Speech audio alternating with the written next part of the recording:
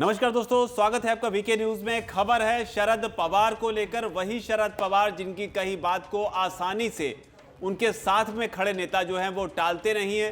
ताजा बयान जो उन्होंने दिया है वो जेपीसी को लेकर दिया है।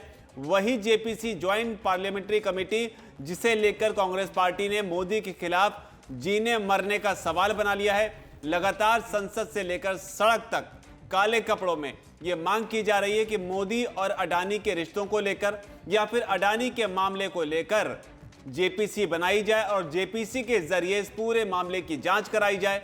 इस पूरी लड़ाई में विपक्ष की कई पार्टियां जो है वो कांग्रेस पार्टी के साथ हैं, जिसमें आम आदमी पार्टी भी शामिल है। लेकिन इन सब के बीच शरद पवार का एक ऐसा बयान सामने आया जिससे कांग्रेस पार्टी में खलबली मच गई, क्योंकि जेपीसी को लेकर, जिस जेपीसी को लेकर कांग्रेस पार्टी जो है वो अड़ी हुई थी, दरअसल शरद पवार ने उसी जेपीसी को नकार दिया एक तरह से। क्या कुछ हुआ है, पूरी खबर बताते हैं आपको।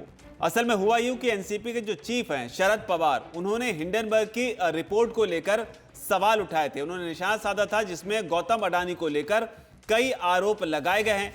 शरद पवार ने कहा था कि उस शख्स ने पहले भी ऐसे बयान दिए थे और तब भी सदन में कुछ दिन हंगामा हुआ था, लेकिन इस बार जरूरत से ज्यादा तवज्जो इस मुद्दे को दी गई है।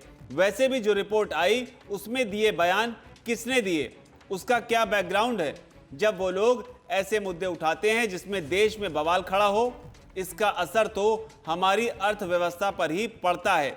लगता है कि ये सब कुछ किसी को टारगेट करने के लिए किया गया था। तो ये शरद पवार का बयान था अर्थव्यवस्था को लेकर, जहां उन्होंने एक तरह से हिंडनबर्ग की रिपोर्ट पर ही सवाल उठाए हैं, जो शायद कांग्रेस पार्टी जो है बिल्कुल भी नहीं चाहती है। और शरद पवार के इस बयान को विपक्षी एकता जो है उसमें दरार के तौर पर देखा गया। लेकिन बड़ी बात यह है कि असल में शरद पवार ने कहा क्या था। दरअसल शरद पवार ने यह कहा था कि मुझे नहीं पता कि हिंडनबर्ग क्या है। एक विदेशी कंपनी इस देश के एक आंतरिक मामले पर स्टैंड ले रही है, तो हमें सोचना चाहिए कि एक हेड कंपनी को हमें कितना महत्व देना चाहिए। तो ये बड़ी बात थी जिसमें शरद पवार ने हिंडनबर्ग की रिपोर्ट पर सवाल उठाते हुए कह दिया कि हिंडनबर्ग जो है वो शायद इशारों में ही कहा कि शायद जानबूझकर इस तरह का माहौल पैदा करना चाहती है जिससे हमारी अर्थव्यवस्था पर असर पड़े।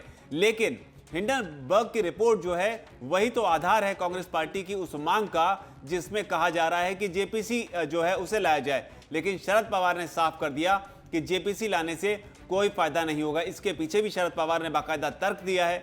शरद पवार ने कहा है कि जेपीसी की बात सभी विपक्ष ने कही है, ये सच है और हमारी पार्टी भी इसमें शामिल है, ये भी सच है। लेकिन जेपीसी के गठन में 21 लोग होंगे और उनमें से 15 लोग रूलिंग पार्टी के होंगे।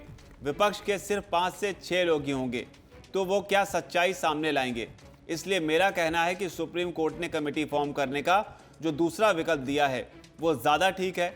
साथ ही शरद पवार ने यह भी कहा कि मैंने ऐसा नहीं कहा कि अडानी की आलोचना मत करो, लेकिन बेरोजगारी, कृषि संबंधी मुद्दे और मूल्य वृद्धि, ये 3 प्रमुख मुद्दे हैं देश के सामने। इस बारे में मुख्य विपक्ष को ज्यादा सोचना चाहिए।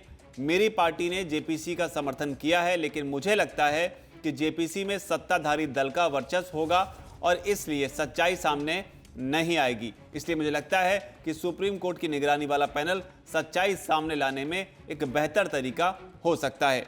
इसके अलावा शरद पवार ने विपक्षी एकता के मुद्दे पर भी बयान दिया। उन्होंने कहा, मेरे जैसे व्यक्ति को काफी समझकर हिंडनबर्ग जैसी कंपनी पर प्रतिक्रिया देनी चाहिए, लेकिन मैं हिंडनबर्ग के बारे में ज्यादा नहीं जानता।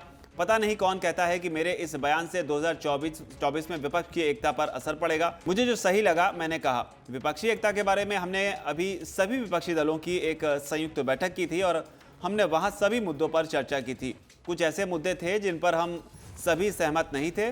बैठक में सभी ने अपने अपने विचार रखे। लेकिन अब दरअसल बड़ा सवाल ये भी है कि शरद पवार जो कह रहे हैं ये वो बातें हैं जो सत्ताधारी दल जो है यानी बीजेपी जो है वो सुनना चाहती है। इसीलिए शरद पवार के इस बयान के बीच में प्रतिक्रियाएं भी आई हैं। बीजेपी के अमित मालवीय ने प्रतिक्रिया दी है, कांग्रेस पार्टी की तरफ से भी रिएक्शन आया है। वो रिएक्शन जानने के बाद में आपको पता चलेगा कि 2024 को लेकर शरद पवार तो कहते हैं विपक्षी एकता जो है उस पर कोई दरार नहीं है, पूरी पिक्चर क्या है तो आपको बता दें। दरअसल शरद पवार का जो कद है उसको आप इस तरीके से समझिए कि जब सदन में 19 विपक्षी पार्टियों ने अडानी मुद्दे को लेकर जब चर्चा की या जमकर इस मुद्दे को उठाया और मोदी सरकार पर भ्रष्टाचार के आरोप लगाए, उस समय शरद पवार का इस तरह से अलग स्टैंड लेना कई तरह के सवाल खड़े कर गया था। इस समय एनसीपी विपक्ष की एक बड़ी पार्टी है।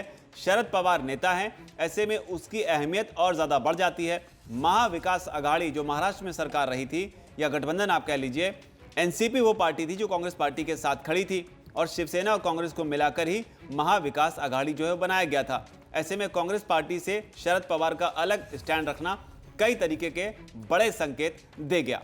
हालांकि इस मामले को लेकर जयराम रमेश का भी बयान आया है। इस विवाद पर कांग्रेस की तरफ से जयराम रमेश ने कहा है कि एनसीपी का अपना कोई स्टैंड हो सकता है, लेकिन 19 विपक्षी पार्टियां ये मानती हैं कि अडानी मुद्दा गंभीर है। मैं ये भी साफ करना चाहता हूं कि एनसीपी और दूसरे विपक्षी दल हमारे साथ ही खड़े हैं, सभी साथ मिलकर लोकतंत्र को बचाना चाहते हैं और बीजेपी की बंटवारे वाली राजनीति को हराना चाहते हैं। अब जयराम रमेश ने ये बयान तो दे दिया, लेकिन अडानी मुद्दा कांग्रेस के काफी करीब है और ऐसा इसलिए क्योंकि इसे खुद राहुल गांधी ने उठाया है।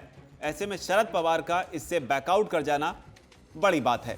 हालांकि अमित मालवीय जो कि बीजेपी के हैं, उन्होंने भी इस पर रिएक्शन दिया है। शरद पवार के बयान आने के बाद में अमित मालवीय ने ट्वीट करते हुए अपनी प्रतिक्रिया देते हुए कहा है कि कल तक पूरी कांग्रेस गुलाम नबी आजाद और सिंधिया को गाली दे रही थी। अब जब शरद पवार ने जेपीसी आदि के मुद्दे पर कांग्रेस को तोड़ दिया है और कांग्रेस का मजाक उड़ाया है, तो क्या कांग्रेस के प्रवक्ता उन्हें भी परेशान करेंगे या चुप रहेंगे? क्या मुद्दों पर राहुल गांधी का दृढ़ विश्वास कमजोर और लचीला है? संजय राउत की क्या प्रतिक्रिया, वो भी आपको बता देते हैं। संजय राउत जो है वो शिवसेना के हैं, उद्धव वाली शिवसेना के, वही शिवसेना जो कि शरद पवार के साथ में कांग्रेस से मिलकर महाविकास अघाड़ी की गठबंधन का हिस्सा है। संजय राउत ने शरद पवार की सफाई देने के बाद कहा है कि शरद पवार की स्थिति क्लियर हो गई है, इस बारे में नहीं पता था, उनकी ओर से कोई क्लीन चिट नहीं दी गई है, उन्होंने जो कहा वो सिर्फ उनका विचार था, राज्य या राष्ट्रीय स्तर पर महाविकास अघाड़ी की एकता पर कोई असर नहीं पड़ेगा। तो ये बयान संजय राउत ने दिया है।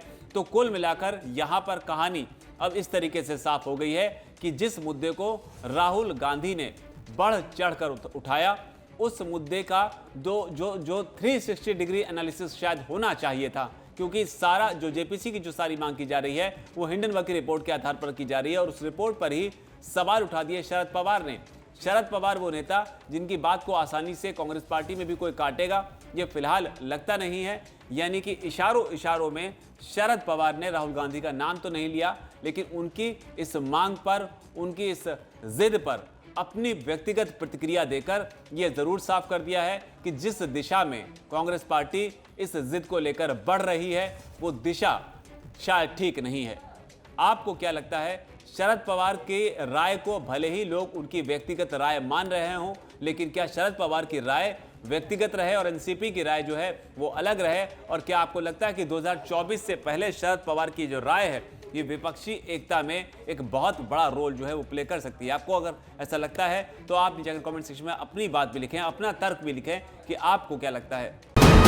वीके न्यूज, राष्ट्र के नाम।